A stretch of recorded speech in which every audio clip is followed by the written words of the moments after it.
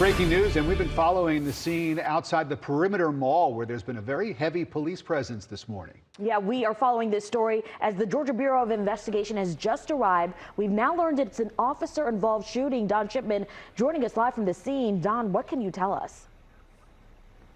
Okay, yes, that's exactly right. This was an officer-involved shooting, but here's what I'm learning concerning all of that. I just talked with the public information officer with Dunwoody Police, and I want you to take a look and see what's going on behind me here as I talk about this.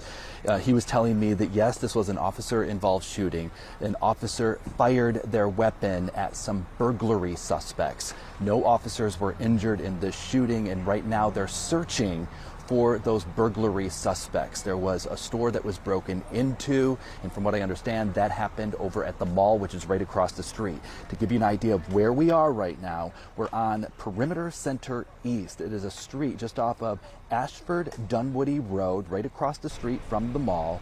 And right now, Dunwoody police are here, Sandy Springs police are here, and like you mentioned, that new information, the Georgia Bureau of Investigation now on the scene. And that typically happens when there is a situation where an officer is involved in a shooting. In this case, an officer with Dunwoody fired their weapon, so they brought in the GBI. Right now you can see that there is a big investigation around what appears to be a white security vehicle. I believe that is with the mall security.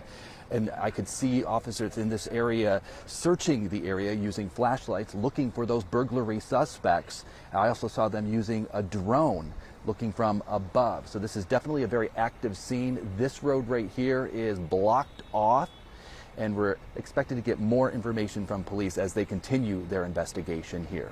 We're live here in Dunwoody. Don Shipman, Atlanta News First.